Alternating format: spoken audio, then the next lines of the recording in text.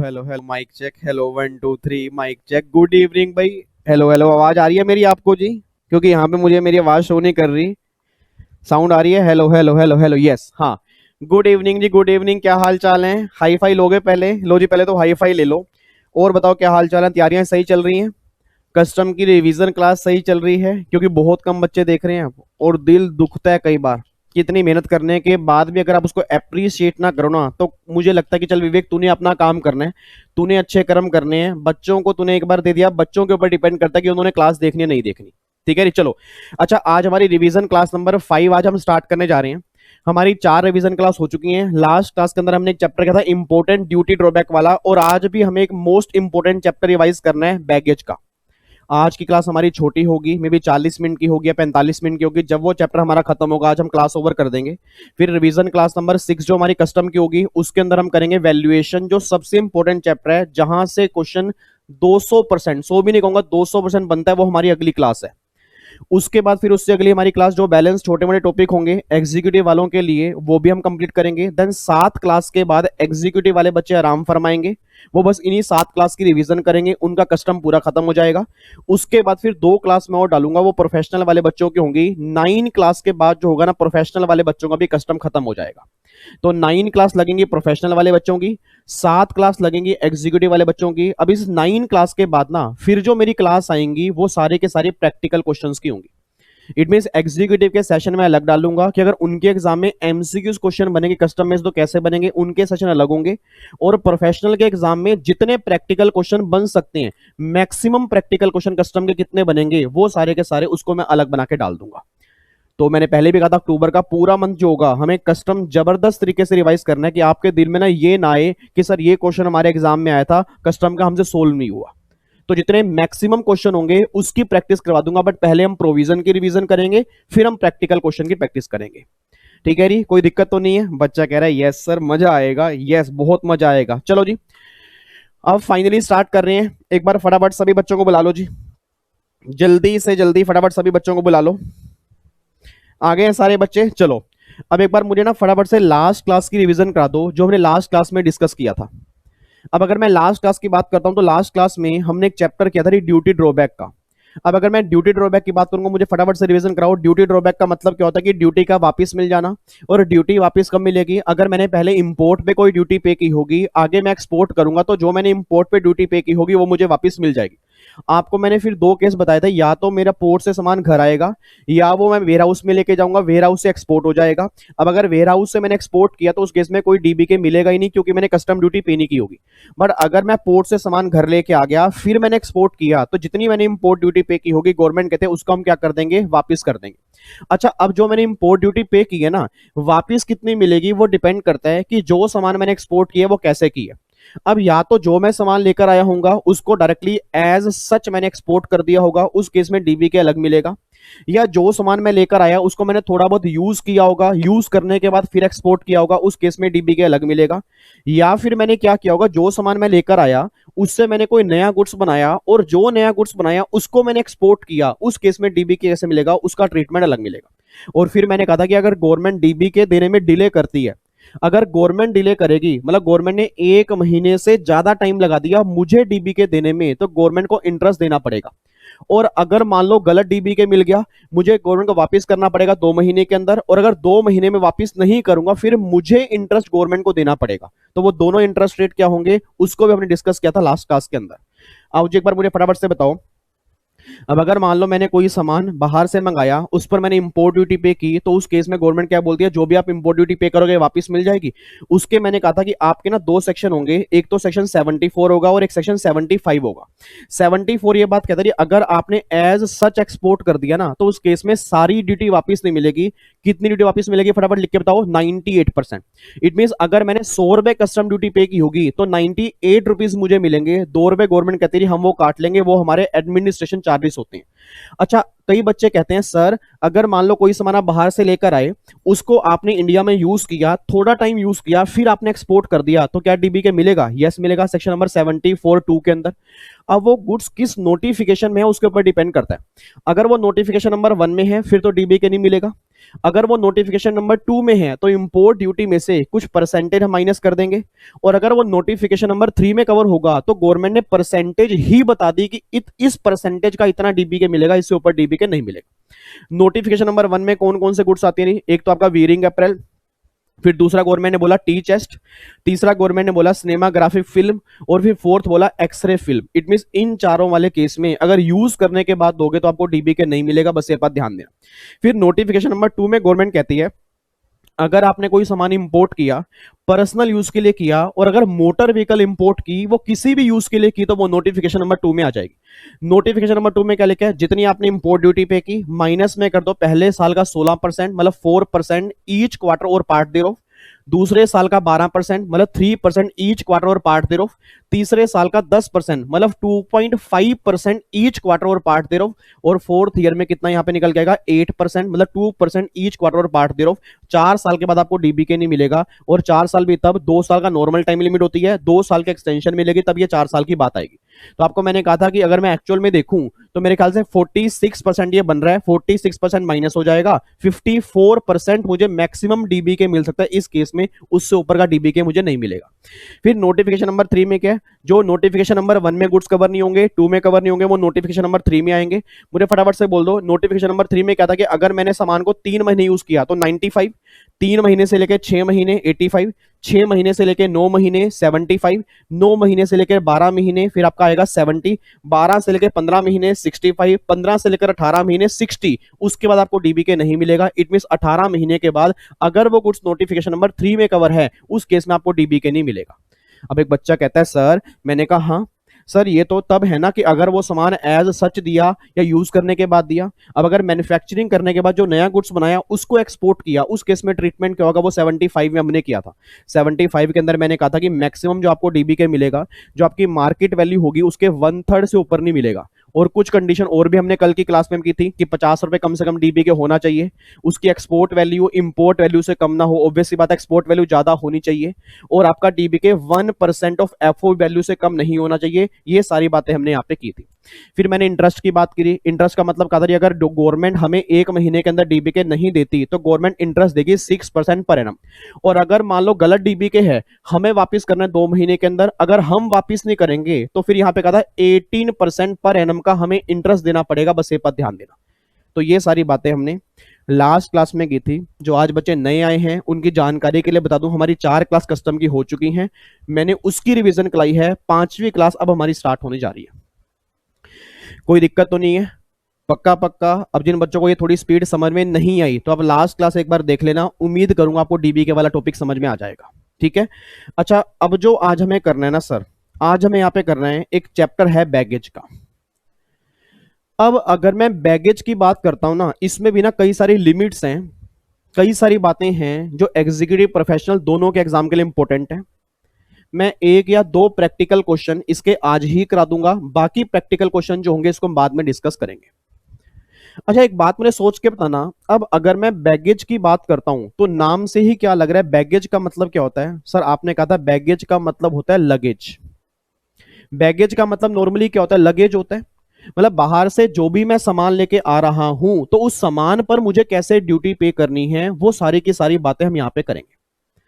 अब एक बच्चा कहता है यार सर ने तो हमें बताया था कि इंपोर्ट करने के प्रोसीजर होते हैं, सर ने कहा था कि आना है तो कस्टम पोर्ट पे आना है, आने से पहले इंपोर्ट मैनिफेस्ट फाइल करनी है, उसके बाद फिर आपको एंट्री इनवर्ड मतलब परमिशन लेनी है, उसके बाद फिर आप वहां पे सुपरविजन, ये सारे की सारी बातें सर ने तो पहले बताई थी। अब दूसरा बच्चा कहता है नालायक, वो ना तब बताई थी अगर कोई भी सामान इंपोर्ट होगा बाय वेसल, बाय एयर या बाय लैंड रूट।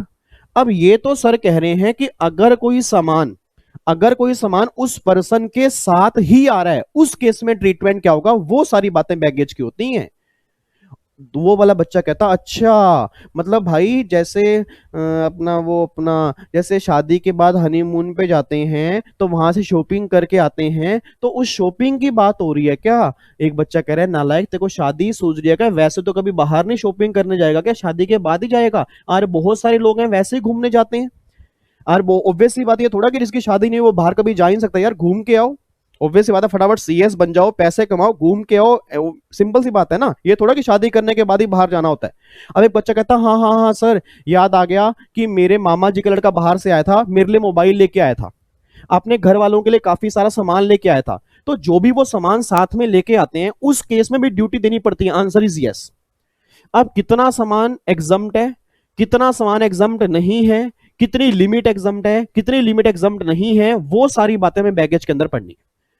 तो पहली बात अपना माइंड क्लियर करो कि जो अभी तक हमने बातें की हैं वो नॉर्मल इंपोर्ट की हैं। इट मींस मैं पहले आ चुका हूं, सामान बाद में आ रहा है। मैं पहले आ चुका हूं, सामान बाद में आ रहा है। तो उस केस में चाहे वो वेसल से आ रहा है, चाहे वो एयर से आ रहा है, चाहे वो लैंड रूट से आ रहा है, उस केस में इंपोर्ट प्रोसीजर क्या होंगे वो सारी बातें हमने देख ली। अब अगर मैं साथ में लगेज लेके आ रहा हूं, उस लगेज में नया सामान है जो बाहर से लेके आ रहा हूं, तो उस नए सामान वाले केस में ड्यूटी कैसे होगी, वो सारी बातें आपकी बैगेज में आती है। तो एक बार चेक करना, देखो जी, यहाँ पे एक डायग्राम आपके सामने बना हुआ है। मान लो ये कंट्री हमारी यूएसए है। अब यूएसए से मैं इंडिया में आ रहा हूँ, ठीक है। अब बैगेज का मतलब क्या है, डेफिनेशन देख लो, लो में क्या लिखा है, बैगेज इंक्लूड्स अनअकम्पेन्ड बैगेज। मतलब अकम्पेन्ड जो आपका साथ में आ रहा है वो तो है, अनअकम्पेन्ड बैगेज का मतलब ये होता है कई बार जैसे आप पहले आ गए, आपका ब्रीफकेस बाद में आया, दूसरी फ्लाइट के अंदर आया, तो वो भी बैगेज में ही कवर होगा, क्योंकि ऑब्वियस सी बात है वो वेसल से तो नहीं आया ना, उसके अलग से तो कोई बिल ऑफ एंट्री फाइल करनी ही नहीं है। तो गवर्नमेंट ये बात बोलती है अकम्पेन्ड बैगेज मतलब जो साथ में लेके आए हो वो तो होगा ही, या आप पहले आ गए, आपका लगेज किसी दूसरी फ्लाइट में आ रहा है और बाद में आ रहा है, तो वो भी जो होगा वो बैगेज में ही काउंट हो जाएगा। तो baggage includes unaccompanied baggage but does not include motor vehicle. It means अगर कोई बाहर से मोटर व्हीकल आपको लेके आनी है ना, तो वो बैगेज में काउंट नहीं होगी। फिर उसका ट्रीटमेंट क्या होगा, नॉर्मल ट्रीटमेंट जो हमने पहले पढ़ा है, सेक्शन 29, 30, 31, 32, 33, 34, वो सारी बातें मोटर व्हीकल वाले केस में लगी। बच्चा कहता है सर अगर मान लो मैं बाहर से परफ्यूम लेकर आ रहा हूं, बाहर से मोबाइल लेके आ रहा हूं, बाहर से लैपटॉप लेके आ रहा हूं, बाहर से कोई म्यूजिक सिस्टम लेके आ रहा हूं, बाहर से एलईडी लेके आ रहा हूं, तो वो सारी की सारी बातें जो होंगी वो इसके अंदर आएंगी। ठीक है जी। तो नॉर्मल इंपोर्ट एक तरफ है, उसको एक अलग करके चलो, बैगेज का लो एक अलग है। तो आपके एग्जाम में जब भी क्वेश्चन बनेगा ना, तो बैगेज का जब बात करेगा तो बैगेज का लो लगाना पड़ेगा, और अगर वो नॉर्मल बात करेगा तो नॉर्मल लो लगा के चलेंगे। ठीक है। तो प्रैक्टिकल लाइफ में इमेजिन करो, आज तक आपने बाहर से जितना भी सामान आया है, आपके मामा जी का लड़का लेकर आया, मौसा जी का लड़का, कोई भी लेकर आया, तो जब भी वो सामान बाहर से लेके आते हैं उस केस में क्या ट्रीटमेंट होगा वो यहां पे हमें देखना है। अब सुनना ध्यान से, अब जब भी कोई सामान बाहर से लेके आते हैं ना, तो मुझे नहीं पता आप में से कौन कौन कभी एयरपोर्ट गया है या कौन कौन कस्टम पोर्ट गया है। अगर आप कभी एयरपोर्ट गए हो तो वहां पे ना दो चैनल बने होते हैं, एक होता है ग्रीन चैनल, एक होता है रेड चैनल। किसने कभी सुना हो या देखा हो, कोई बच्चा ऐसा है? मेरे ख्याल से कई बच्चे ऐसे होंगे। आपको मैं दिखाता हूं, चलो इधर देखना ध्यान से। अब ये होता है ग्रीन चैनल, देखो ऊपर लिखा है ना, यहां पे क्या लिखा है, custom nothing to declare. It means अगर कोई सामान आपके पास डिक्लेयर करने का नहीं है ना, आप ग्रीन चैनल से निकल जाओ। सर क्या यहां पे चेकिंग नहीं होती? ऐसा बिल्कुल भी नहीं है, ऐसा बिल्कुल भी नहीं है सर। आपको पता हो मैंने क्लास में भी कई बार एग्जांपल दिया है, मनीषा लांबा पकड़ी गई थी। अब मनीषा लांबा ने क्या किया, मनीषा लांबा ना बाहर से ज्वेलरी लेके आ रही थी। अब बाहर से जब ज्वेलरी लेके आ रही थी तो उसको लगा मैं ग्रीन चैनल से निकल जाऊंगी, क्योंकि लो ये बात कहता है कि जो भी तुम्हारे पर्सनल इफेक्ट है ना, पर्सनल प्रॉपर्टी है, वो एग्जम्प्ट है विदाउट एनी लिमिट। सर मतलब कहना क्या चाह रहे हो? कहना ये चाह रहा हूं मैंने बाहर से एक नई शर्ट ली, उस शर्ट को वहीं पे खोल के उस शर्ट को मैं डाल के आ गया, तो ये मेरा पर्सनल इफेक्ट बन गया ना, इस पे मुझे ड्यूटी नहीं देनी। मेरे हाथ में एक कड़ा है, ठीक है नी, मेरे हाथ में कड़ा है, मैंने बाहर से नया लिया था बट मैंने हाथ में डाल लिया, पर्सनल इफेक्ट हो गया, कोई ड्यूटी पे नहीं करनी। अब बच्चा कहता है ऐसा तो फिर मैं 20-20 शर्ट लेके 20-20 शर्ट डाल के ऊपर आ जाऊंगा, नालायक। आप 20 शर्ट डाल के ऊपर आओगे तो गवर्नमेंट क्या बोलेगी, हेलो क्या हो गया भाई, तेरे को इतनी सर्दी तो है नहीं यहाँ पे और 20-20 शर्ट तू नहीं डाल के आ रहे, तो गवर्नमेंट को पता नहीं लगेगा आप प्लानिंग कर रहे हो, गवर्नमेंट को पागल मारे हो। हाँ एक आधी शर्ट चल सकता है, और बाहर से कभी भी मोबाइल आता है तो एक आधा मोबाइल होता है। अब अगर एक आधा मोबाइल आ गया, आप कभी भी चेक करना, बाहर से जब भी कोई मोबाइल लेके आएगा वो ओपन लेके आएगा, बॉक्स में कभी नहीं लेके आएगा, क्योंकि अगर वो बंद बॉक्स में होगा ना, कस्टम वाले कई बार पकड़ लेते हैं। तो सिंपल सी बात है, वो क्या करेगा, मोबाइल होगा नया ओपन कर लेगा, क्यों, पर्सनली फैक्टरी, दो मोबाइल नॉर्मली सबके पास होते ही हैं। तो ये एक मोबाइल मेरा ये रहा, एक मोबाइल मेरा ये रहा, एक्चुअल में वो आपका है जो बाहर से लेकर आया, बट उसने पर्सनल इफेक्ट दिखा के ड्यूटी एग्जम्प्ट करवा ली। और ये बात मैं नहीं कह रहा सर, ये बात बैगेज के लॉ में लिखी हुई है कि जो तुम्हारे पर्सनल इफेक्ट हैं वो सारे के सारे तुम्हारे एग्जम्प्ट हैं। मान लो मेरा डीओ है, मैंने बाहर से नया लिया, थोड़ा सा ओपन करके यूज कर लिया, एक्चुअल में वो नया है, तो गवर्नमेंट क्या बोलेगी, पर्सनल इफेक्ट है, एग्जम्प्ट है। बट सर ये बात ध्यान देना, आप ये मत सोच लेना कि गवर्नमेंट को पागल बनाने के चक्कर में आप 20-20 डीओ खोल लोगे, ठीक है ना। ऐसा नहीं है कि 20 डीओ खोल के थोड़ा सा आपने यूज करके गवर्नमेंट को दिखा दिया देखो ये मेरे पर्सनल इफेक्ट है, नहीं सर, गवर्नमेंट को प्रूफ करना पड़ेगा। अगर आप पकड़े गए ना तो आपको प्रूफ करना पड़ेगा, और आप सब जानते हो वेट की एक लिमिट होती है। अब अगर उससे ज्यादा वेट लेके आओगे तो वो चेक तो करेंगे ना कि आप जब गए थे तो आप इतना वेट लेके गए थे, आप आए हो तो इतना वेट लेके आए हो, तो इससे ज्यादा वेट कैसे आया, तो कहीं ना कहीं शॉपिंग की। अब कुछ शॉपिंग आपने बोला नहीं पर्सनल इफेक्ट है, गवर्नमेंट कहते हैं ठीक है, बट अगर आप गवर्नमेंट को पागल मानने की ट्राई करोगे तो वो नहीं होगा सर, कस्टम वाले सिंबल से बाद आपसे ड्यूटी चार्ज करेंगे। तो आपके ना वहां पे दो चैनल बने होते हैं, ग्रीन चैनल और रेड चैनल। अब एक पर्सन कहता है मैं जो सामान बाहर से लेके आ रहा हूँ ना, मेरा पर्सनल इफेक्ट है, कोई इसमें कोई ऐसी नई आइटम नहीं है, तो पर्सनल इफेक्ट सारा है। तो गवर्नमेंट कहते हैं ठीक है भाई, अगर तेरे को लगता है कि तेरे पास कोई ऐसी आइटम नहीं है जिसपे तुझे ड्यूटी पे करनी है तो ग्रीन चैनल से निकल जा, तुझे कोई डिक्लेरेशन की रिक्वायरमेंट नहीं है। एक बच्चा कहता है सर बाहर से मैं सामान लेके आ रहा हूँ, मान लो एलईडी लेके आ रहा हूँ, लैपटॉप लेके आ रहा हूँ, कंप्यूटर लेके आ रहा हूँ, म्यूजिक सिस्टम लेके आ रहा हूँ, तो उस केस में क्या होगा, गवर्नमेंट कहती है भाई तेरे लिए जो है ना, फिर तेरे लिए यहाँ पे रेड चैनल है। इस तरह का रेड चैनल देखो, यहाँ पे पूरी इंक्वायरी हो रही है, अगर आप यहाँ पे देख पा रहे हो तो यहाँ पे देखो ये ऑफिसर खड़े हैं, ये ऑफिसर खड़े हैं, यहाँ पे देखो चेकिंग हो रही है, ये देखो क्या लिखा है, गुड्स टू डिक्लेयर, आपको गुड्स डिक्लेयर करने पड़ेंगे। अब बच्चा कहता है सर जो ये गुड्स डिक्लेयर करने हैं, हमें गुड्स डिक्लेयर करने जरूरी हैं, ऐसा किस सेक्शन में लिखा है, सर ऐसा लिखा हुआ है सेक्शन नंबर 77 में। आपको अगर मेरा डायग्राम दिख रहा हो, मैं थोड़ा जूम कर दूं, देखो ग्रीन चैनल बना है, रेड चैनल बना है। ग्रीन चैनल के सामने जो इंसान है इसके हाथ में मैंने कोई ब्रीफकेस नहीं दिखाया, रेड चैनल वाले के हाथ में देखो एक ब्रीफकेस है। भाई एक नई आइटम है कि अगर नई आइटम कोई लेके आए हो और वो पैक है तो अब रेड चैनल से जाओ। बट कई बार ऐसा होता है, कई नालायक लोग ऐसे होते हैं जो सामान लाते हैं छोटा मोटा, वो ग्रीन चैनल से ही निकल जाते हैं और कई बार पता भी नहीं लगता। ऑब्वियस बात है काफी भीड़ होती है सर, गवर्नमेंट एक एक आदमी को चेक नहीं करती क्योंकि फ्लाइट्स पे फ्लाइट्स आ रही हैं। हाँ काफी लंबा चौड़ा, आप काफी ज्यादा सामान लेके आए फिर तो आप पकड़ में आ ही जाओगे। कोई छोटा मोटा सामान है, ठीक है, वो पैकिंग के अंदर भी है, नॉर्मली आप अगर बैग में डालते हो और अगर ग्रीन चैनल से निकल जाओगे कई बार पता लगता भी नहीं है। तो प्रैक्टिकल लाइफ में अवॉइडेंस पॉसिबल है, बट एक लिमिट तक पॉसिबल है। आप ये मत सोचना कि आप स्मार्ट हो, गवर्नमेंट आपसे ओवर स्मार्ट है, बट हाँ बच गए तो बच गए। तो गवर्नमेंट तो आपको ऑनेस्ट मान रही है, भाई हमारे लोग जो हैं वो ईमानदार हैं। बच्चा कह रहे तो उनकी सबसे बड़ी भूल है, हम तो ईमानदार है ही नहीं। ये तो आपकी थिंकिंग है ना, गवर्नमेंट तो ईमानदार मानेगी। अब गवर्नमेंट अगर हर आदमी की ब्रीफकेस चेक करने लगी फिर तो हो गया काम। सिंपल सी बात है सर, इतनी भीड़ है, एक फ्लाइट में 200 लोग आए, अगली फ्लाइट आ गई 200 और आए, तो क्या गवर्नमेंट 400 लोगों के ब्रीफकेस खोल के बैठ जाएगी क्या? ऐसा पॉसिबल ही नहीं होता। वो तो आपकी ऑनेस्टी के ऊपर है, अगर ज्यादा सामान है देखते ही पता लग जाएगा हाँ भाई कहां जा रहे हो। और अगर छोटा मोटा सामान है ब्रीफकेस के अंदर पैक है और अगर ग्रीन चैनल से निकल गए तो निकल गए। तो ये तो गवर्नमेंट ने लॉ बनाया है कि भैया आप ग्रीन चैनल से जा रहे हो, इट मींस हम ये मान रहे हैं कि तुम्हारे पास कोई डिक्लेरेशन का कोई सामान नहीं है, तुम जा सकते हो। और अगर कोई तुम नया सामान लाए हो, तुम्हें डिक्लेयर करना है, उस पर ड्यूटी जाएगी, तो उसके लिए क्या होगा, रेड चैनल होगा। तो मैंने आपको यहाँ पे देखो वही चैनल दिखाए हैं, ये रेड चैनल है, यहाँ पे देखो ये लेडीज सामान साथ में लेके आई हैं, कुछ इसके अंदर होगा, मे भी नया सामान होगा, और एक ग्रीन चैनल है। अब ये देखो जो इनके ब्रीफ केस हैं, इट मींस ये पता क्या कहना चाह रहे हैं, ये सारे हमारे पर्सनल इफेक्ट हैं कि जो कपड़े हम लेके गए थे वही कपड़े हम लेके आए हैं, कुछ नए कपड़े हमने लिए हैं, उसको हमने वहां पे यूज कर लिया था तो वो यूज पर्सनल इफेक्ट हो गए, तो वो भी एग्जम्प्ट हो जाएंगे। यहां तक कोई दिक्कत तो नहीं है? ये समझ में आ गया कि बैगेज का मतलब क्या है? तो बैगेज का मतलब क्या है जी, लगेज। आप जो भी बाहर से सामान लेके आते हो उस सामान पर ड्यूटी कैसे पे करनी होती है वो हम बताने जा रहे हैं। दो चैनल होंगे, रेड और ग्रीन। ग्रीन वाले पर ड्यूटी पे नहीं करनी, रेड वाले पर ड्यूटी पे करनी। तो यहां पे वापस आ रहा हूं जी, देखो ये क्या लिखा है, section number 77, for clearing baggage, for clearing baggage the owner shall make a declaration to PO. Declaration देनी पड़ेगी। Relevant date of custom duty, अब किस दिन कस्टम ड्यूटी पे करनी है, on which declaration is made, साथ के साथ वहीं पे बैठे हैं कस्टम वाले, वहीं पे। आपने अगर यहां पे देखा हो ऊपर क्या लिखा हुआ है, कस्टम लिखा है ना, कस्टम, यहीं पे बैठे हैं कस्टम वाले। सर अगर मैं आपको रेड चैनल दिखाऊं, देखो यहां पे जो ऑफिसर है ना, यहीं पे कस्टम वाले बैठे होते हैं। इमीडिएटली जो सामान नया होगा उसकी वैल्यू निकाली जाएगी, उस वैल्यू पर तुरंत आप ड्यूटी पे करोगे। यहां पे कोई बिल ऑफ एंट्री फाइल नहीं करनी। ऐसा नहीं है बिल ऑफ एंट्री फाइल करो, बैंक के पास जाओ, बैंक के फिर प्रूफ लेके आओ, फिर वो प्रूफ होगा, फिर वो क्लियरेंस ऑर्डर पास करेंगे, फिर घर में सामान आएगा, ऐसा बिल्कुल भी नहीं है। वो नॉर्मल इंपोर्ट के अंदर है।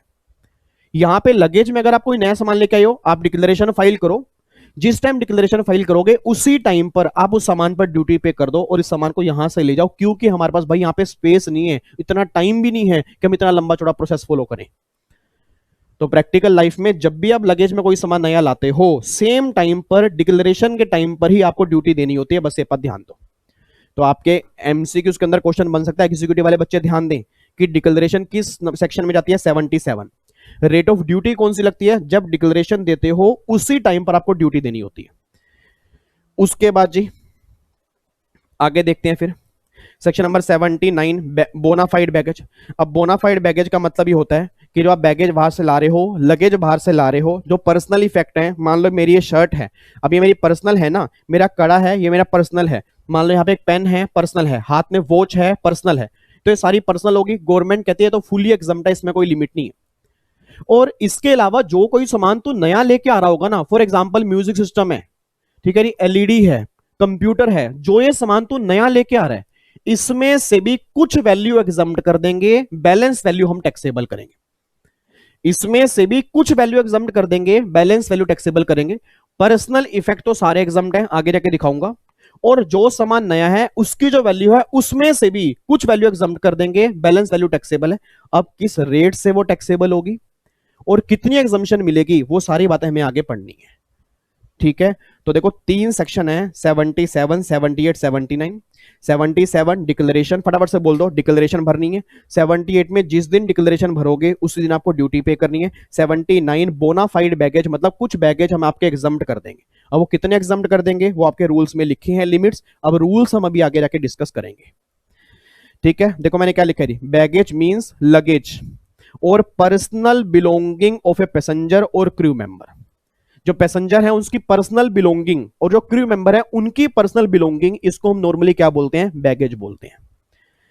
अच्छा, अब यहां पे कुछ डेफिनेशन मैं आपको दिखाने जा रहा हूं। ये डेफिनेशन मैं क्यों दिखा रहा हूं, क्योंकि जब हम प्रैक्टिकल क्वेश्चंस करेंगे ये हमारे बहुत काम आएंगे। यहां पे सबसे पहला है इन्फेंट। इन्फेंट का मतलब क्या होता है, बच्चे। अब सोच के बोलना सर, सोच के बोलना, जब बाहर से लोग आते हैं, मान लो हस्बैंड वाइफ और उनका एक छोटा सा बच्चा आ रहा है, हस्बैंड भी बाहर से कुछ सामान लेके आएगा, वाइफ भी कुछ सामान लेके आएगी, और कुछ सामान वो बच्चों के नाम से दिखा देते हैं कि तो बच्चे का सामान है, क्यों, क्योंकि एग्जम्प्ट हो जाए। अब पहली बात तो गवर्नमेंट ने बोला रही हम बच्चा किसे मानेंगे, हम बच्चा किसे मानेंगे, तो गवर्नमेंट ने बोला इन्फेंट हम उसे मानेंगे, means a child not more than 2 year, मतलब जो जिसकी एज 2 साल तक होगी ना, जिसकी एज 2 साल तक होगी वो हम कस्टम में इन्फेंट में काउंट करेंगे। सर मेरा बच्चा तो 2.5 साल का है, तो भाई वो इन्फेंट में कवर नहीं है। सर मेरा बच्चा 2 साल 2 महीने का है, इन्फेंट में कवर नहीं है। बट हाँ, नॉर्मली ऐसा नहीं है कि आपका राशन कार्ड खोल के बैठ जाएंगे, आधार कार्ड खोल के बैठ जाएंगे। अगर पकड़ में आगे उनको लग रहा है कि भैया बच्चा 2 साल का नहीं है, तो फिर वो चेक करवा सकते हैं कि इसका पासपोर्ट दिखाओ, इसका पासपोर्ट दिखाओ जी, ठीक है ना, इसका आधार कार्ड दिखाओ, तो वो वेरिफिकेशन कर सकते हैं। नॉर्मली अगर आपको लग रहा है कि हाँ 2-3 महीने हैं और देखने से लग जाएगा कि 2 साल का, उसमें कोई दिक्कत वाली बात नहीं। बट मैंने क्या बोला, सर लॉ बना हुआ है, अब वो आपकी ऑनेस्टी है कि आप क्या दिखाते हो। एज पर कस्टम लॉ जो इन्फेंट होता है वो कौन सा होता है, जिसकी उम्र 2 साल तक की होती है। 2 साल से ऊपर के जितने भी चाइल्ड होंगे वो नॉर्मल पर्सन में काउंट होंगे। उसके बाद देखो जी रेजिडेंट। रेजिडेंट किसे कहते हैं, जिसके पास वैलिड पासपोर्ट है। ऑब्वियस बात है, अगर आपके पास पासपोर्ट है इंडिया का तो आप रेजिडेंट मान ले जाओगे एज पर कस्टम लॉ। उसके बाद टूरिस्ट किसे कहते हैं, कस्टम लॉ में टूरिस्ट किसे कहते हैं, बैगेज के चैप्टर के लिए टूरिस्ट वो होता है means a person not normally resident in India who enter India for a stay of not more than 6 month. मतलब जो इंडिया में आया बाहर से और 6 महीने से ऊपर नहीं रहेगा ना, उसको टूरिस्ट बोलते हैं। और मेरे ख्याल से मेरी पूरी फैमिली समझदार है 6 महीने की लिमिट क्यों है। याद करो इनकम टैक्स में आपने चैप्टर पढ़ा होगा रेजिडेंशियल स्टेटस का, उसमें 182 डेज के बाद तो वैसे ही रेजिडेंट बन जाते हैं। तो गवर्नमेंट ने क्या बोला कि अगर आप आए हो 6 महीने से ज्यादा आप इंडिया में स्टे नहीं करोगे तो आप वो क्या बन जाओगे, आप टूरिस्ट की कैटेगरी में काउंट हो जाओगे। और वैसे बात अगर 6 महीने से ज्यादा रहोगे तो आप वैसे ही रेजिडेंट वाली कैटेगरी में कवर हो जाओगे as per income tax act. तो नॉर्मली 6 महीने की लिमिट गवर्नमेंट ने ये सोच के रखी है। तो आपके एग्जाम में क्वेश्चन बन गया, प्रोफेशनल के एग्जाम में तो क्वेश्चन नहीं बनेगा, एग्जीक्यूटिव वालों के एग्जाम में क्वेश्चन बन गया कि इनमें से किसको हम टूरिस्ट की कैटेगरी में काउंट करेंगे। तो जो 6 महीने या उससे कम यहां पे स्टे करेगा वो टूरिस्ट वाली कैटेगरी में आएगा, बस ये पर ध्यान देना। उसके बाद जी पर्सनल इफेक्ट क्या होते हैं। Personal effect means daily necessities items but does not include jewellery. Jewellery को पर्सनल इफेक्ट में हम काउंट नहीं करते, बाकी जो डेली नेसेसिटी की आइटम्स होती हैं वो हम यहाँ पे काउंट करते हैं, ठीक है। आगे आगे रह के बताऊंगा ज्वेलरी को क्यों काउंट नहीं करते, क्योंकि ज्वेलरी टैक्सेबल कैटेगरी में आती है, क्योंकि ज्वेलरी की वैल्यू बहुत ज्यादा होती है। फिर तो लोग क्या करेंगे भाई साहब, बाहर से ज्वेलरी लेंगे, गले में 2 हार टांग लेंगे, 10 अंगूठी डाल लेंगे, जी मेरे को तो पंडित जी ने कहा है जी 5 अंगूठी यहाँ डालनी है, 5 अंगूठी यहाँ डाल लिया, कोई बड़ी बात नहीं, वो 2 कान के अंदर भी अंगूठी डाल के आ जाए, कोई बड़ी बात नहीं, कान को ऐसे सोने से लपेट लें, कोई बड़ी बात नहीं, सिर में सोने से लपेट ले। मेरे को पंडित जी ने कहा मैं तो बप्पी लहरी बनना चाहता हूँ, मैं तो बप्पी लहरी बनना चाहता हूँ जी, मेरे को पंडित जी ने कहा इतना गोल्ड डालना, तो गवर्नमेंट कहती है हेलो, पर्सनल इफेक्ट में सब कुछ काउंट कर लेंगे, ज्वेलरी काउंट नहीं करेंगे, ये बात ध्यान दियो, ठीक है। तो सर क्या फिर ज्वेलरी सारी टैक्सेबल है? मैंने ये तो नहीं कहा, मैंने ये नहीं कहा ज्वेलरी सारी टैक्सेबल है, मैंने ये कहा है कि ज्वेलरी पर्सनल इफेक्ट में कवर नहीं होगी। ज्वेलरी पर्सनल क्यों? क्योंकि पर्सनल इफेक्ट तो फुली एग्जम्प्ट होते हैं ना। अब जो ज्वेलरी है उसकी वैल्यू कितनी एग्जम्प्ट है उसको हम देख लेंगे, बट वो पर्सनल इफेक्ट में काउंट नहीं होगी, ये बात ध्यान देना, ठीक है जी। यहां तक समझ में आ गया? यहां तक कोई दिक्कत तो नहीं है? लो जी, अब यहां पे देखना 3 रूल हमें करने हैं, रूल नंबर 3, रूल नंबर 4 और रूल नंबर 5, ये हमें करने हैं। उसके बाद फिर एक क्वेश्चन है, एक क्वेश्चन मैं और कराऊंगा, देन हम क्लास पैकअप करेंगे। अब सबसे पहला रूल नंबर 3 जो है उसको ध्यान से पढ़ना जी। रूल नंबर 3 है क्या? एग्जीक्यूटिव प्रोफेशनल दोनों बच्चे ध्यान देंगे क्योंकि दोनों के एग्जाम में है। और आपके मॉड्यूल खोल के देख लेना, समझ में कुछ भी नहीं आएगा सर, जो डायग्राम मैंने बनाया है आप याद करोगे सेशन के बाद कि मजा आ गया। एक बार रूल नंबर 3 देखना। रूल नंबर 3 कह रहा है passenger arriving from country other than Nepal, Bhutan और म्यांमार, कि अगर कोई पैसेंजर किसी भी कंट्री से इंडिया में आ रहा है, अगर कोई पैसेंजर किसी भी कंट्री से इंडिया में आ रहा है बट नेपाल, भूटान और म्यांमार को छोड़कर, तो उस केस में ये रूल एप्लीकेबल होंगे। सर मेरे फादर साहब यूएसए से आ रहे हैं, रूल नंबर 3। सर मेरे पापा चाइना से आ रहे हैं, रूल नंबर 3। सर मेरे फादर साहब जापान से आ रहे हैं, रूल नंबर 3। सर मेरे फादर साहब नेपाल से आ रहे हैं, रूल नंबर 3 नहीं लगेगा। सर मेरे फादर साहब भूटान से आ रहे हैं, रूल नंबर 3 नहीं लगेगा। सर मेरे फादर साहब म्यांमार से आ रहे हैं, रूल नंबर 3 नहीं लगेगा। रूल नंबर 3 हर कंट्री में एप्लीकेबल होगा, 3 कंट्री को छोड़कर। कौन सी? नेपाल, भूटान और म्यांमार। बात समझ में आ रही है? तो इन तीनों कंट्री को बाहर निकाल दो। इन तीनों कंट्री वाले केस में कौन सा रूल लगेगा आपको मैं आगे जाकर बताऊंगा, रूल नंबर 4 लगेगा। इट मींस अगर इन 3 कंट्री से आप आ रहे हो और वहां से सामान लेके आ रहे हो, रूल नंबर 4, और इन 3 कंट्री को छोड़कर किसी भी कंट्री से आ रहे हो, वहां से सामान लेके आ रहे हो, रूल नंबर 3। अच्छा अब सुना ध्यान से, अब बहुत ध्यान सुनना। एक बच्चा कहता है सर, मैं कहा, कहता सर मेरे फादर साहब जो है ना वो पता कहां से आ रहे हैं? यूएसए से आ रहे हैं। मैं कह रही बहुत बढ़िया। अब अगर आपके फादर यूएसए से आ रहे हैं तो चेक करो आपके फादर किस कैटेगरी में कवर है। आपके फादर इंडियन रेजिडेंट हैं, आपके फादर इंडिया के रेजिडेंट हैं, ठीक है। और दूसरा आपके father A foreigner residing in India. It means या तो इंडिया का रेजिडेंट जो बाहर से इंडिया में आ रहा है, घूमने के लिए गया होगा, फिर वो सामान लेके आ रहा होगा, या एक फॉरेनर है जो इंडिया में रहता है और वो बाहर से आ रहा है। भाई ऑब्वियस बात है, एक फॉरेनर है इंडिया में रहता है, वो बाहर गया था और बाहर से वो इंडिया में आ रहा है और वो कुछ सामान लेके आ रहा होगा। या एक टूरिस्ट ऑफ इंडियन ओरिजिन, मतलब एक इंडियन ओरिजिन जो बाहर रहता है। ऑब्वियस बात है, इंडियन ओरिजिन के कई सारे पर्सन बाहर रहते हैं। सर जब मोदी साहब बाहर स्पीच देते हैं, आप चेक करो कितने इंडियंस होते हैं। अब क्या वो कभी इंडिया में नहीं आते? आते हैं। और जब वो आते होंगे तो क्या बाहर से वो सामान लेके नहीं आते? बिल्कुल आते हैं। तो और इंडियन ओरिजिन के बहुत सारे पर्सन हैं जो बाहर से इंडिया में आते हैं। तो गवर्नमेंट ने 3 कैटेगरी बोली थी। पहला, अगर आपके फादर आए तो फादर से क्वेश्चन पहला, क्या आप इंडियन रेजिडेंट हो? क्या आप कोई फॉरेनर हो जो इंडिया में रहते हो? या आप इंडियन ओरिजिन के पर्सन हो? अगर आप इन 3 कैटेगरी में कहीं पर भी कवर होते हो, अब प्लीज ध्यान सुना रही, अगर आप इन 3 कैटेगरी में कहीं पर भी कवर होते हो तो used personal effect and travel souvenir तो फुली एग्जम्प्ट है। इट मींस अगर कोई आपके पर्सनल इफेक्ट यूज्ड है, आपने एक वर्ड सुना नहीं है, यूज्ड। सर एक शर्ट नहीं लाया, बिल्कुल पैकिंग है, तो भैया वो यूज नहीं है, पर्सनल इफेक्ट तो है बट वो यूज नहीं है। आपके फादर वहां आर्ग्यूमेंट करने लग गए, सर ये तो शर्ट पर्सनल इफेक्ट है, सर ये ट्राउजर जो मैं लाया हूं ये तो पर्सनल इफेक्ट है। गवर्नमेंट ने बोला यूज कहां है भाई? पैकिंग के अंदर है। अगर तो यही ट्राउजर यही शर्ट खोल के डाल के आता तो यूज्ड पर्सनल इफेक्ट बन जाता, तो एग्जम्प्ट हो जाती। तो पहली बात तो अगर आप उन 3 कंट्री के अलावा कहीं से भी आ रहे हो और इन 3 में से किसी भी एक कैटेगरी में कवर हो तो उस केस में पर्सनल इफेक्ट सारे एग्जम्प्ट है। और article other than those mention in annexure 1, अब एक अनेक्स्टर 1 हम पढ़ेंगे थोड़ी देर के बाद, थोड़ी देर के बाद पढ़ेंगे, अभी नहीं पढ़ेंगे। उस अनेक्स्टर 1 में जो गुड्स है उनको छोड़ के आप कोई गुड्स लेके आ रहे हो, उनको छोड़ के कोई गुड्स लेके आ रहे हो तो 50,000 तक एग्जम्प्ट है, और अगर 50,000 से ज्यादा है तो एक्सेस वैल्यू टैक्सेबल है। सर नहीं समझ आ रहा सर, सर नहीं समझ आ रहा, हमें तो लग रहा था आसान होगा। सर ये तो बात सही है कि आप प्रैक्टिकल क्वेश्चन कराओगे तो और हमें क्लियर होगा, बट सर प्लीज सर एक बार रिक्वेस्ट कर रहे हैं, एक बार दोबारा से क्लियर कर दो। मेरे लाल, मेरे गोपाल, मेरे नंद किशोर, मेरे बैंगनी, मेरे महरून, इधर देखो ध्यान से। जैसे मान लो मैं यूएसए से आ रहा हूं, बहुत ध्यान सुनना, मैं यूएसए से आ रहा हूं, एक कैलकुलेटर है, एक ये माउस है, और एक ये मोबाइल भी, चलो मान लो मैं ले ही लेता हूं, ये मोबाइल मेरे पास है, ठीक है री। अब बहुत ध्यान सुना, बहुत ध्यान सुना, मैं थोड़ा स्क्रीन यहाँ पे आपको बड़ी कर दूं ताकि आपको समझ में आए। एक मिनट रुको, ये लो स्क्रीन मैंने थोड़ी बड़ी कर दी। अब यहाँ पे ना मान लो मैं बाहर से आ रहा हूँ, ठीक है जी, अब मैं यहाँ पे बाहर से आ रहा हूँ। अब जब मैं यहाँ पे बाहर से आ रहा हूँ तो मैं रेड चैनल से, क्योंकि अगर ग्रीन चैनल से जा रहा हूँ फिर तो क्लेश ही खत्म हो गया ना, फिर तो कोई दिक्कत ही नहीं। अब मैं जाऊंगा रेड चैनल से। जब मैं रेड चैनल से जाने लगा तो गवर्नमेंट ने बोला हेलो कहाँ जा रहा है।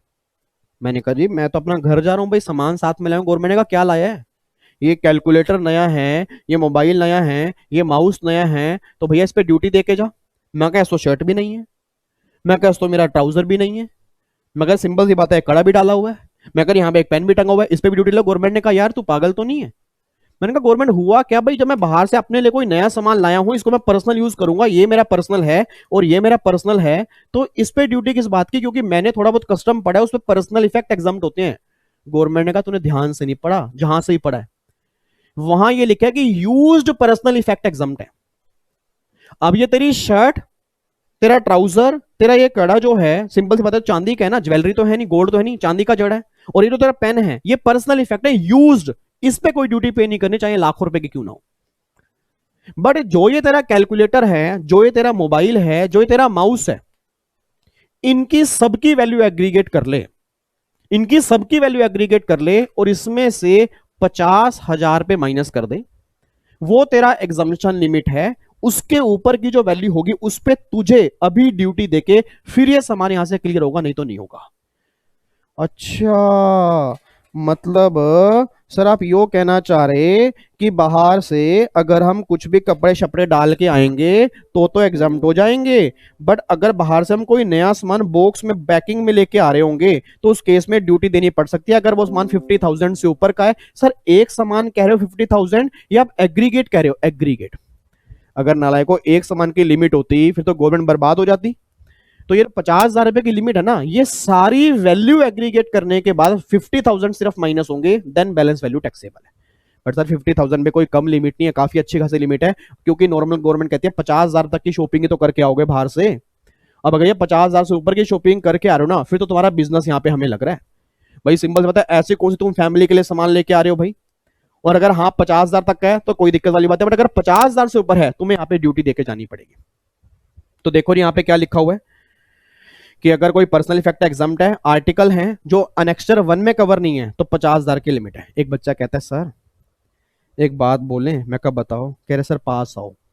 मैं कहा क्या हो गया नालायक, बताओ तो सही। कि सर पास तो आओ ना, फिर सुन लेगा कोई साथ वाला। मैं कहा चलो बताओ, ये लो सर ये अनेक्स्टर 1 में जो गुड्स होंगे तो उसमें क्या होगा, अगर कोई गुड्स अनेक्स्टर 1 में है, कौन से हैं उसको छोड़ो, अगर कोई गुड्स अनेक्स्टर 1 में आ गया ना वो तो फुली टैक्सेबल है। अगर कोई गुड्स अनेक्स्टर 1 में आ गया तो जब भी आप गुड्स लेके आओगे और अगर वो अनेक्स्टर 1 वाला है ना, तो भाई तुम तो गए हो, ठाकुर तो गए हो जी, ठाकुर तो गए हो, फुली टैक्सेबल हो जाएगा वो गुड्स। ये बात ध्यान देना, अगर वो अनेक्स्टर 1 में आ गया। एक बच्चा कहता है सर बाहर से ना कोई पर्सन जो आ रहा है वो एक फॉरेन ओरिजिन का टूरिस्ट है, मतलब बाहर का ही रहने वाला है। अब आज जैसे ताजमहल है आगरा के अंदर, कई फॉरेन टूरिस्ट आते हैं जो फॉरेन ही कंट्री के रेजिडेंट है, मतलब फॉरेन कंट्री के सिटीजन है, वो भी तो आते हैं।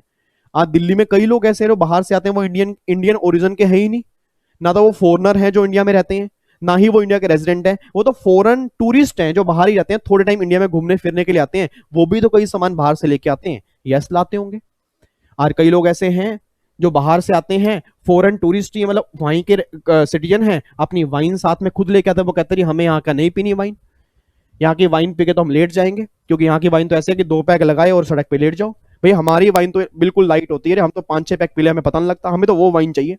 कई लोग बाहर सिगरेट अपनी खुद लेके आते हैं, कई लोग अपने कपड़े नए साथ में लेके आते हैं, कई लोग अपना कैमरा साथ में लेके आते हैं। तो ऑब्वियसली बात है, अगर ताजमहल में आपने कई बार देखा फॉरनर ऐसे फोटो खींचते होते हैं तो वो कैमरा बाहर से कई बार नया लेके आते हैं, तो उन केस में क्या है, तो गवर्नमेंट कहती है अगर पर्सनल इफेक्ट है तो भाई तेरे हाथ में भी एग्जम्प्ट है, बट अगर दूसरा कोई आर्टिकल है तो तेरे केस में लिमिट 15,000 रुपए की है। मतलब फायदा किनको दिया, फायदा किनको दिया, या तो वो इंडिया का रेजिडेंट है, या है वो फॉरनर बट वो इंडिया में रहता है, या वो इंडियन ओरिजिन का पर्सन है, मतलब इंडिया, हिंदुस्तान, जहां हिंदुस्तान की बात होगी, हिंदुस्तान से लिंक आ जाएगा, लिमिट अब 50,000 रुपए की दे देंगे। और भाई तो बाहर का ओरिजिन है, बाहर ही रहता है, तो घूमने फिरने के लिए एज ए टूरिस्ट इंडिया में आया है, तो तेरे केस में 15,000 रुपए की लिमिट है, बट हाँ पर्सनल इफेक्ट तेरे सारे एग्जाम है। सर एक छोटा सा बच्चा आ रहा है, रोता हुआ आ रहा है, ठीक है, तो इन्फेंट आ रहा है, वही 2 साल तक का बच्चा आ रहा है, तो भाई पर्सनल इफेक्ट तो एग्जाम्प्ट है, और उसके अलावा जो है तो उसमें तो कोई लिमिट है ही नहीं ना। ऑब्वियस सी बात है भाई, 2 साल का बच्चा कि म्यूजिक सिस्टम क्या करेगा, 2 साल का बच्चा एलईडी क्या करेगा, अगर तुम उसके नाम पे दिखाना चाहे तो गवर्नमेंट कहती हम पागल नहीं है। 2 साल के बच्चे के पर्सनल इफेक्ट होंगे, कपड़े ही तो होंगे, तो भैया वो एग्जाम्प्ट कर देंगे यूज्ड। इसके अलावा तुम उसके नाम से कुछ भी नया लेके आ रहे हो तो कोई 50,000 कोई 15,000 रुपए की लिमिट नहीं है, कोई बेनिफिट नहीं है, यहां टैक्सेबल हो जाएगा। ठीक है, तो इन्फेंट वाले केस में सिर्फ पर्सनल इफेक्ट एग्जाम्प्ट होंगे, बस ये बात ध्यान देना। बात समझ आ रही है? पक्का पक्का, आगे बढ़ सकते हैं। अच्छा अब यहां पे देख लो, अब अगर कोई नेपाल भूटान और म्यांमार से आता है, अगर कोई नेपाल भूटान और म्यांमार से आता है, अभी तक क्या लिखा था, किसी भी कंट्री से आए, इन तीनों को छोड़कर, अब अगर उन 3 कंट्री से आए तो क्या है, तो भैया भाई अगर इंडिया का रेजिडेंट है, फॉरनर रिजाइडिंग इन इंडिया है, इंडियन ओरिजिन का टूरिस्ट है, तो अगर पर्सनल इफेक्ट है तो भैया सब में एग्जाम्प्ट है। पर्सनल इफेक्ट तो हर केस में मान के चलो एग्जाम्प्ट है, एग्जाम्प्ट है, एग्जाम्प्ट है, चाहे तुम कोई भी हो। अब अगर कोई आर्टिकल है जो अनेक्सर 1 में नहीं है और तुम यहां पे लैंड रूट से आ रहे हो, आज नेपाल से क्या लैंड रूट से आ सकते हैं? बिल्कुल आ सकते हैं जी। आज क्या भूटान से, आज क्या म्यांमार से लैंड रूट से नहीं आ सकते? आ सकते हैं। तो अगर तुम लैंड रूट से आ रहे हो ना, तुम्हारे केस में कोई भी एग्जाम्पशन लिमिट नहीं है। सर मैं यूएसए से लैंड रूट से आ रहा हूं, ऐसा कौन सा रूट बन गया यूएसए का लैंड रूट, मेरे को बताना है, मेरे घर में बुलेट खड़ी है, मेरे को जाना है। सर मैं जापान से लैंड रूट से आ रहा हूं, नया बन रहा है मेरे ख्याल से है। बच्चा कह रहा है पाकिस्तान, पाकिस्तान को यहां से बाहर निकाल दिया गया जी, पाकिस्तान को छोड़ो अभी नेपाल भूटान और म्यांमार, बस ये 3 कंट्री है, ठीक है ना। इन 3 कंट्री के अलावा किसी भी कंट्री से आओगे तो सर पाकिस्तान से कौन सा माल लेके आएगा, नाले को गोला बारूद लेके आएगा क्या? आपको दिखा देता हूं, पाकिस्तान से अगर गोला बारूद लेके आ रहे हो ना, देखो फायर आर्म्स, उनकी गोलियां लेके आ रहे हो, ठीक है, सब टैक्सेबल कर देंगे फुली, कहीं आप समझ रहे हो। पाकिस्तान में कौन जाता है ना, पाकिस्तान का तो नाम लेना ही पाप है, महापाप है।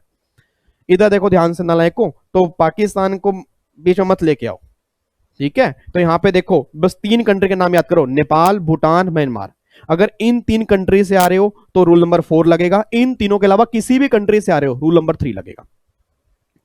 अब यहां पे देखो जी, यूज पर्सनल इफेक्ट है, फुली एग्जाम्प्ट है, और आर्टिकल अदर देन जो एनेक्सर 1 में नहीं है, और अगर लैंड रूट से आ रहे हो एग्जाम्प्ट नहीं है, अगर दूसरे रूट से आ रहे हो, किसी भी बाय एयर रूट से आ रहे हो, ठीक है, वेसल के रूट से आ रहे हो, तो उस केस में 15,000 15,000, और यहां तो इन्फेंट वाले केस में नील है। बस इन्फेंट वाले केस में तो हमेशा ध्यान रखना पर्सनल इफेक्ट एग्जाम्प्ट है, और नेपाल भूटान वाले केस में 15,000 रुपए की एग्जाम्पशन है दोनों केस में। जैसे यहां पे क्या था कि अगर तुम इन तीनों वाली कैटेगरी में कवर हो, अगर तुम इन तीनों वाली कैटेगरी में हो तो गवर्नमेंट ने कहा था 50,000 की लिमिट है, इस वाली कैटेगरी में तो 15,000 की है। गवर्नमेंट कह रही है नेपाल भूटान और म्यांमार में जाते ही तुम्हारी सारी कैटेगरी सेम हो जाएगी, बस तुम लैंड रूट से नहीं आए। अगर तुम लैंड रूट से आए हो फिर तो एग्जाम्पशन नील, और अगर लैंड रूट से नहीं आए, किसी दूसरे रूट से आए हो, तो भैया हर केस में 15,000 रुपए की लिमिट होगी, बस ये बात ध्यान देना, ठीक है जी। तो ये लिमिट आपकी एप्लीकेबल हो जाएगी, कोई दिक्कत तो नहीं है। अब इसके हम प्रैक्टिकल क्वेश्चन करेंगे, टेंशन मत लो, ठीक है, यहां तक कोई दिक्कत तो नहीं है। अब एक रूल नंबर 5 है, पहले तो अच्छा अनेक्सर 1 में देख लो जी। अनेक्सर 1 में फायर आर्म्स, फायर आर्म्स, डिशक्यू डिशक्यू डिशक्यू डिशक्यू बंदूक, अगर आप वो लेके आ रहे हो तो भैया फुली टैक्सेबल है। पहली बात तो पकड़ भी लेंगे लाइसेंस है या नहीं है, ठीक है। तो अगर वो ये ध्यान रखना, उस केस में कोई 50,000 की लिमिट नहीं, कोई 15,000 की लिमिट नहीं, यहां फुली टैक्सेबल है क्योंकि वो अनेक्सर 1 में आ गया।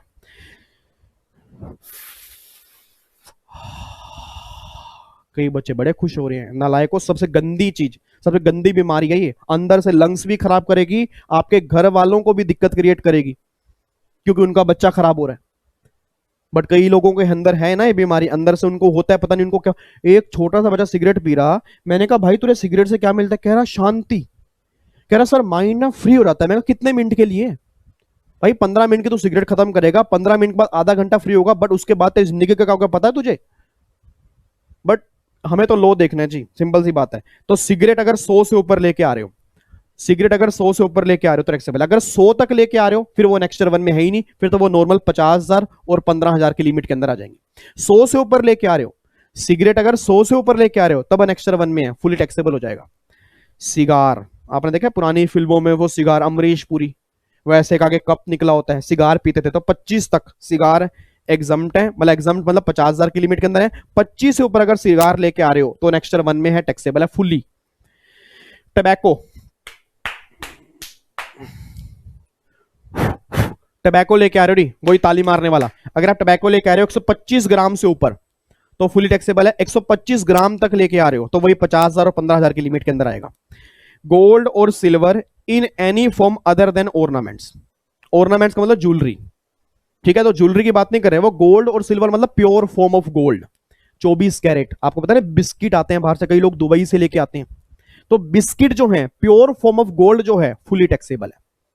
अगर वो ज्वेलरी है, मान लो गोल्ड का कड़ा है, गोल्ड की रिंग है, गोल्ड का नेकलेस है, उसकी बात नहीं कर रहे, वो नेक्स्ट वन में नहीं है, वो नेक्स्ट वन में नहीं है, उस केस में 50,000 और 15,000 की लिमिट है। बट अगर प्योर फॉर्म ऑफ गोल्ड लेके आ रहे हो, 24 कैरेट का बिस्किट लेके आ रहे हो, वो पता लग गया फुली टैक्सेबल है। उसके बाद आप काटे जो फायर आर्म्स, गोलियां, बंदूक की जो गोलियां होती हैं, ठीक है ना, बंदूक की गोलियां जो होती हैं, 50 से ऊपर लेके आ रहे हो तो टैक्सेबल है, 50 तक हमारी लिमिट के अंदर कवर है। लीकर और wine, oh my God sir मेरे काम की चीज आ गई, नालायक इधर आओ, तुम्हारे काम की चीज आ गई। तुम जूस पियो भी, अपना जूस पियो, ग्लूकोज पियो, एनर्जी लेके आओ, एग्जाम है तुम्हारे। बच्चा कह रहा है मेरे काम की।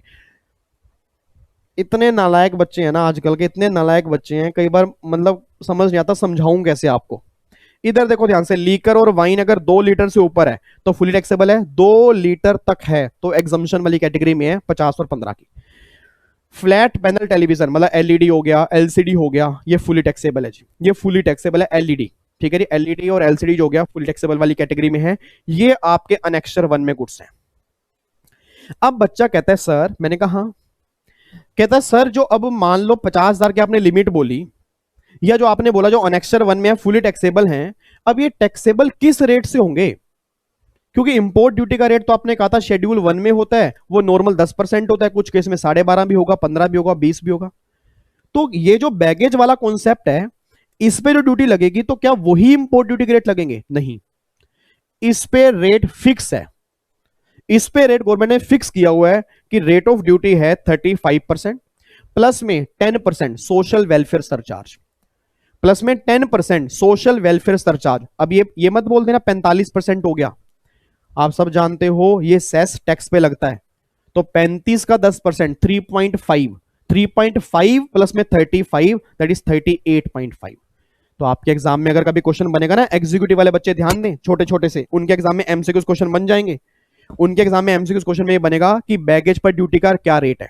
अगर वो विदाउट सेस बात करें तो 35, अगर वो विद सेस बात करें 38.5, अगर वो कुछ भी ना कहें, नॉर्मल बोले कि बैगेज पर ड्यूटी का क्या रेट है और ऑप्शन में 38.5 दिया है तो 200% 38.5 होगा। अगर ऑप्शन में 38.5 दिया ही नहीं है फिर 35 टिक करके आना, अगर दिया है 38.5 देन 38.5 ही होगा। बात समझ में आ रही है जी? तो अगर जितनी वैल्यू एग्जम्प्ट है वो तो एग्जम्प्ट है, अब जितनी वैल्यू एग्जम्प्ट नहीं है, जो एक्सेस वैल्यू टैक्सेबल है, उस वैल्यू पर क्या रेट लगेगा? 38.5। अब कैसे लगेगा, उसके प्रैक्टिकल क्वेश्चन कैसे होंगे वो हम बाद में तसल्ली से करेंगे, ठीक है जी। अब एक रूल नंबर 5 देख लो जी, ज्वेलरी का।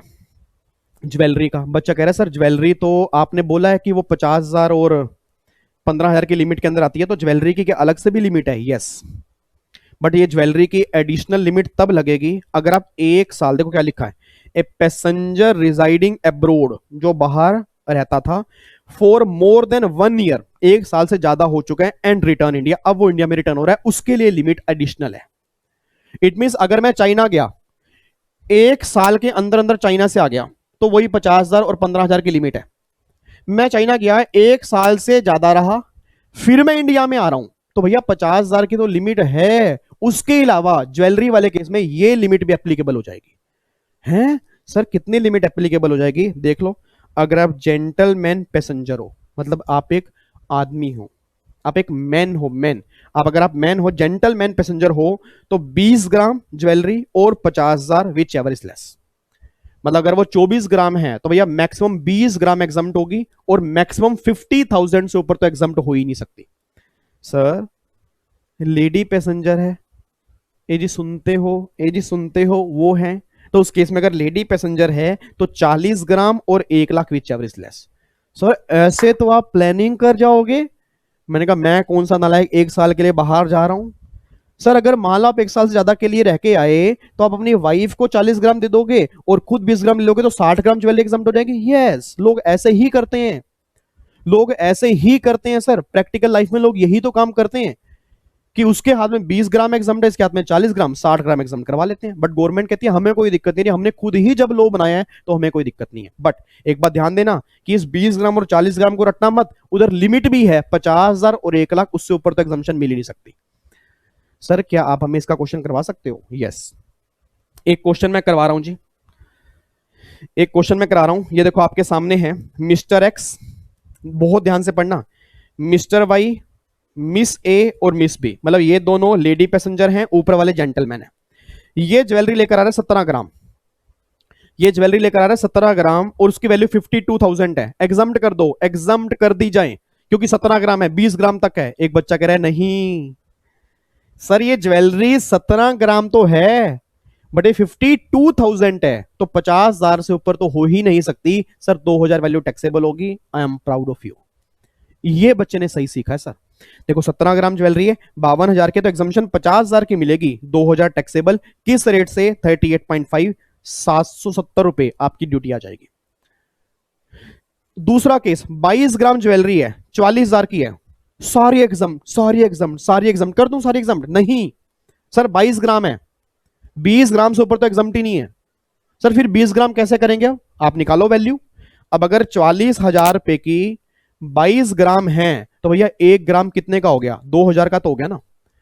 तो 20 ग्राम एग्जाम्ट है, तो 20 मल्टीप्लाई 2,000, 40,000 रुपए के एग्जाम्ट है, 4,000 टैक्सेबल, इसका 38.5। अच्छा भाई साहब, मैं वही कहूं सर, ये क्वेश्चन ना मैंने पहले भी लास्ट एग्जाम में कहीं देखा है, प्रोफेशनल के एग्जाम में कई बार ये क्वेश्चन बन चुका है। प्रोफेशनल के एग्जी वालों के एग्जाम में तो भी 1-2 अटेम्प्ट कस्टम के हुए ना, तो उनके एग्जाम में तो इस बार बन सकता है, बट प्रोफेशनल के एग्जाम में कई बार बन चुका है, बच्चों को समझ नहीं आता ये।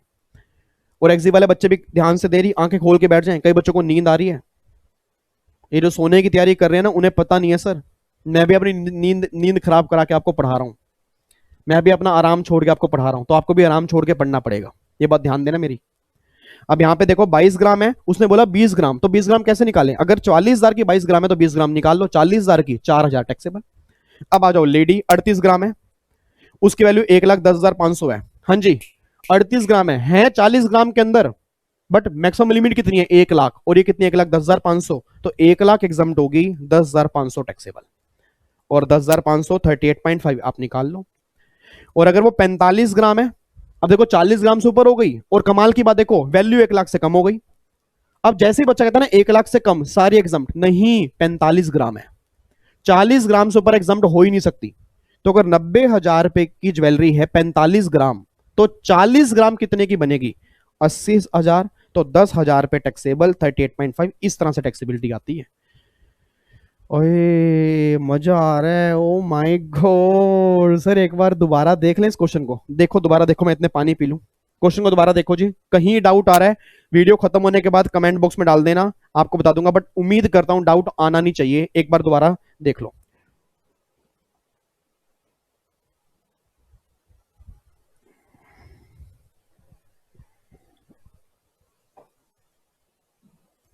हो गया नहीं?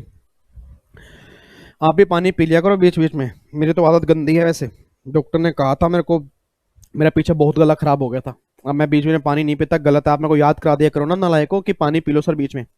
हो गया नहीं? कोई दिक्कत तो नहीं है? ठीक है। अच्छा अब एक प्रैक्टिकल क्वेश्चन और करवाना है, बट उससे पहले मुझे फटाफट से बैगेज की रिवीजन करा दो, बैगेज की मुझे फटाफट से 2 मिनट के अंदर रिवीजन कराओ जी, 2 मिनट के अंदर, ताकि फटाफट से आज की क्लास हम पूरी रिवाइज कर लें, आज ही रिवाइज कर लें, नेक्स्ट क्लास में तो आते ही कराऊंगा, बट आज एक बार दोबारा करें, फिर एक क्वेश्चन करें, फिर हम पैकअप करें आज की क्लास का। सर बैगेज का मतलब ये होता है कि जैसे आप बाहर से आ रहे हो तो आपने हमें कहा था कि बाहर से आप सामान लेके आओगे। अब यहाँ पे रेड चैनल होगा, ये ग्रीन चैनल होगा। अगर आप कुछ भी नहीं लाए तो आप ग्रीन चैनल से निकल जाओ, और अगर आप कुछ लाए हो, आप दिखाना नहीं चाहते गवर्नमेंट को, तो आप ग्रीन चैनल से निकल जाओ। बट अगर पकड़ में आ गए तो आप खोपचे में लेके जाएंगे आपको, और फिर पेनल्टी और इंटरेस्ट देना पड़ेगा। अगर बच गए तो बच गए। बट हाँ सर, अगर ऑनेस्टी की बात करें तो ग्रीन चैनल मीन्स अगर आप कोई सामान नहीं लाए, कुछ डिक्लेयर करने का है ही नहीं, जो लेके गए थे वही लेके आए हो, या अगर कुछ नया लिया है तो आप उसको पर्सनल यूज कर चुके हो, वो यूज बन चुका है, तो आप ग्रीन चैनल से जाओ। बट अगर सर आप कुछ ऐसा लाए हो जो आप डिक्लेयर करना चाहते हो, वो नई आइटम है, बंद बॉक्स के अंदर है, तो आपके लिए रेड चैनल है। अब जैसे ही सर आप रेड चैनल पे खड़े हो जाओगे ना, तो यहां पे सबसे पहले आपको बताना पड़ेगा कि आप किस कंट्री से आए हो। क्योंकि अगर आप किसी भी कंट्री से आए, नेपाल, भूटान और म्यांमार को छोड़ के, तो अलग लो लगेगा। और अगर नेपाल, भूटान और म्यांमार से आए तो अलग लो लगेगा। मैंने कहा मैं तो उन तीनों कंट्री को छोड़ के और कंट्री से आया हूं, मैं तो यूएसए से आया हूं जी, मैं चाइना से आया हूं जी, मैं कनाडा से आया हूं जी, मैं जापान से आया हूं। तो गवर्नमेंट ने कहा सुन, अब जो तेरा पर्सनल इफेक्ट है, जो तूने कपड़े शपड़े डाले हैं, ज्वेलरी पर्सनल इफेक्ट नहीं है, उसको छोड़ के जो तूने डाला है, जो तेरा पर्सनल इफेक्ट है, और जो तेरे ब्रीफ केस के अंदर भी सामान पड़ा है और वो पर्सनल है, यूज्ड है, तो वो सारा सामान एग्जम्प्ट है, उसको छोड़ दे।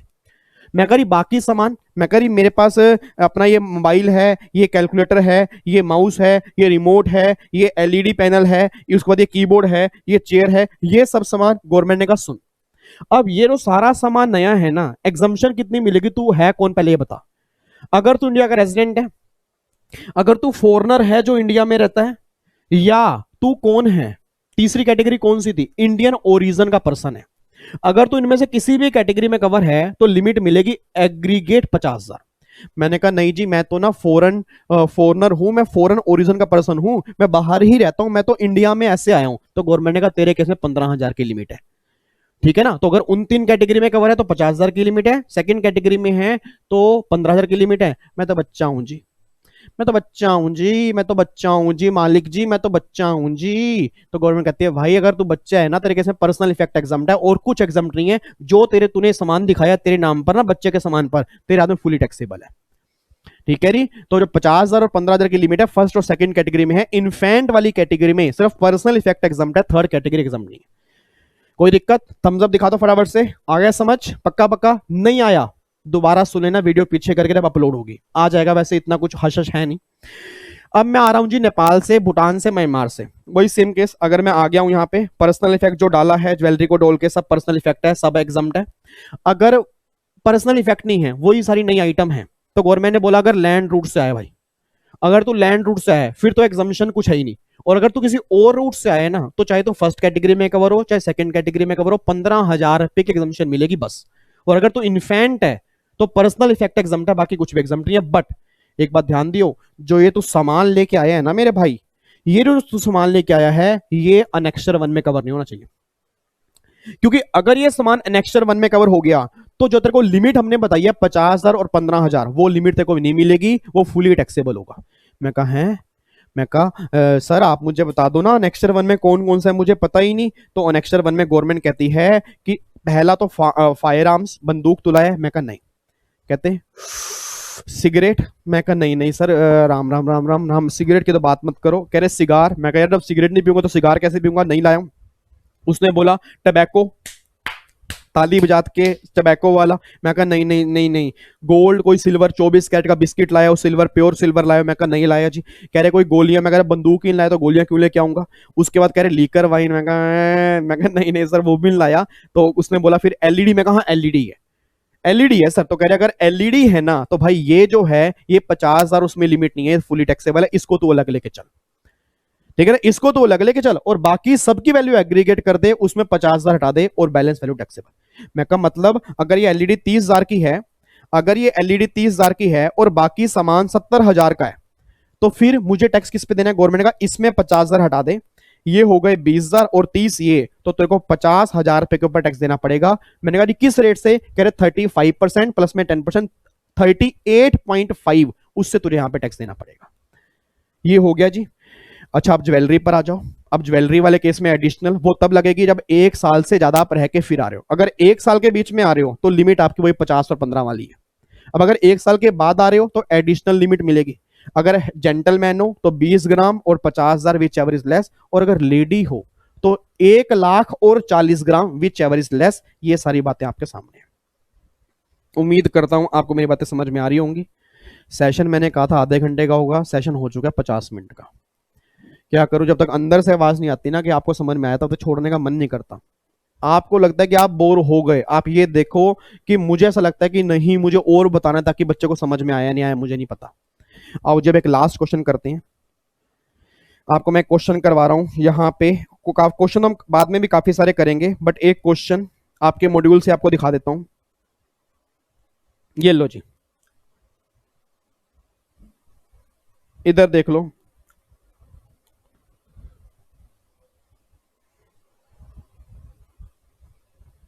ये लो, मिस्टर एक्स हैं, दिख रहा है जी आपको क्वेश्चन दिख रहा है।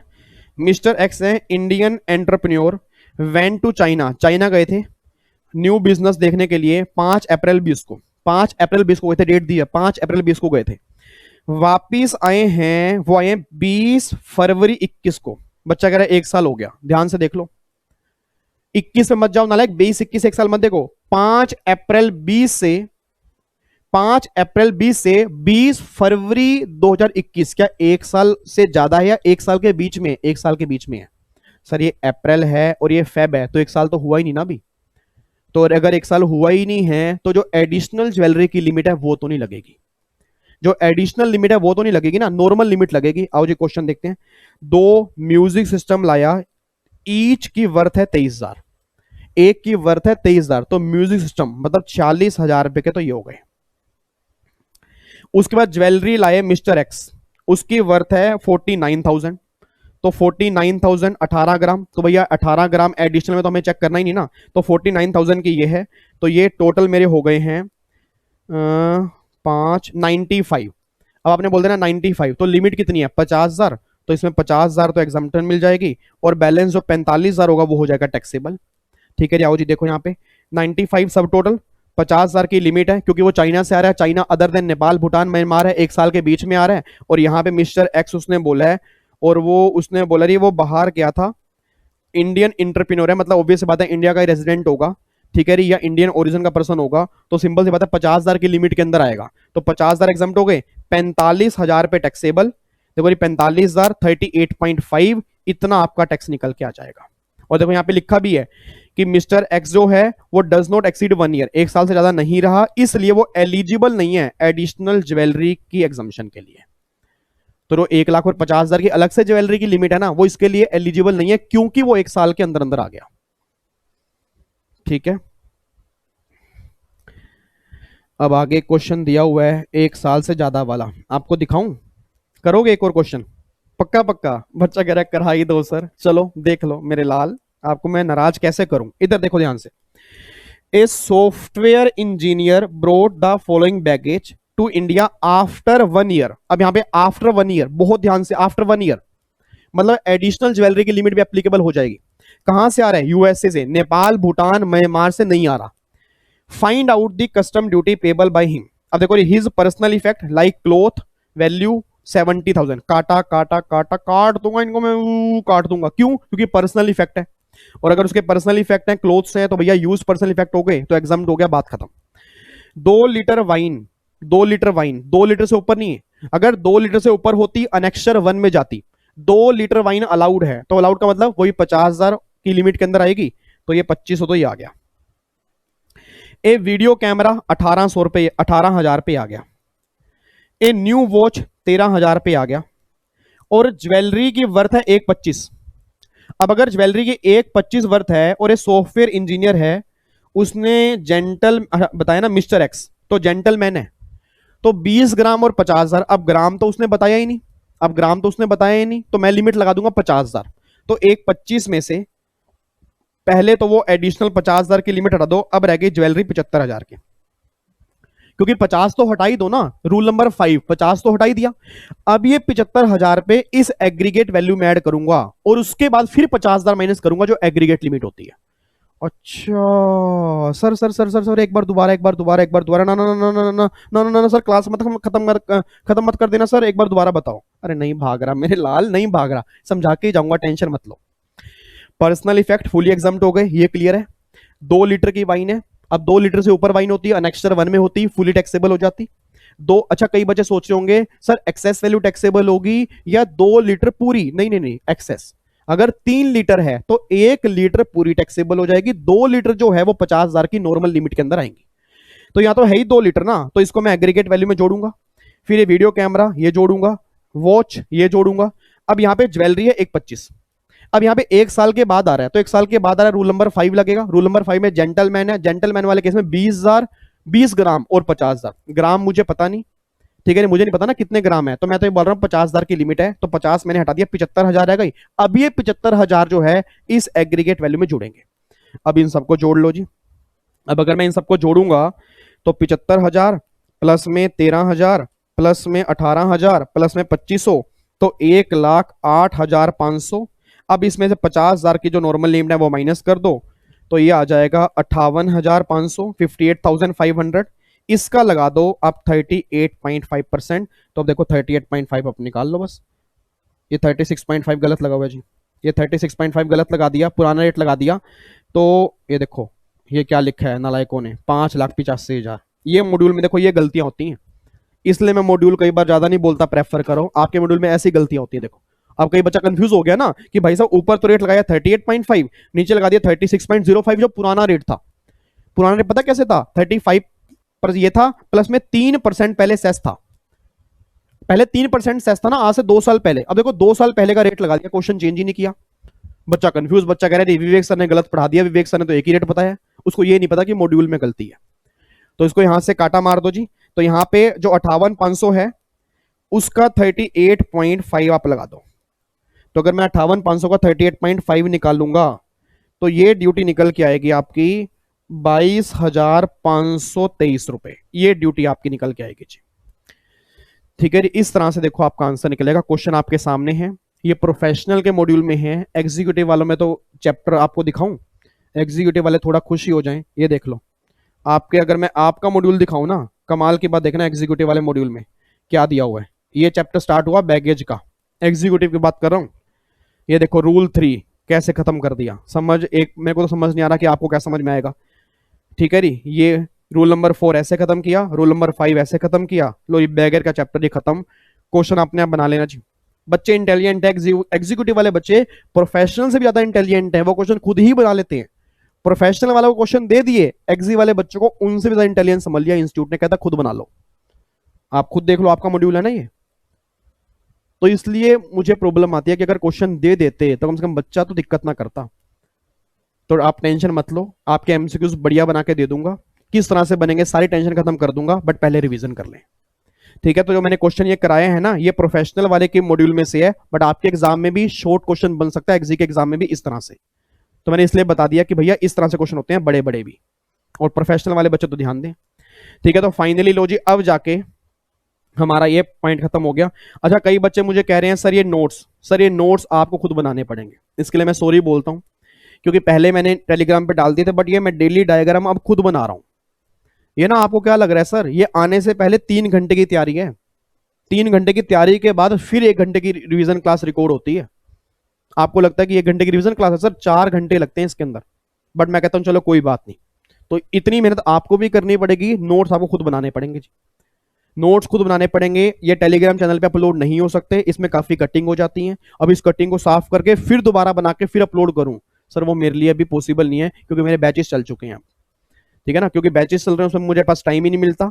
तो मैं ये कह रहा हूं कि आप इतना टाइम तो खुद निकाल सकते हो कि इसकी नोटिंग आप खुद कर सकते हो, ठीक है। चलो जी, बाकी फिर मुलाकात करेंगे नेक्स्ट क्लास मेरी। अब नेक्स्ट क्लास में हम टॉपिक करेंगे वैल्यूएशन का, उसके हम क्वेश्चंस एक आधा कर लेंगे, नहीं तो बाकी हम क्वेश्चन बाद में करेंगे। वैल्यूएशन पूरा टॉपिक रिवाइज करा दूंगा, और देन फिर लास्ट क्लास होगी एग्जीक्यूटिव की, और फिर 2 क्लास होंगे प्रोफेशनल वालों की, ठीक है।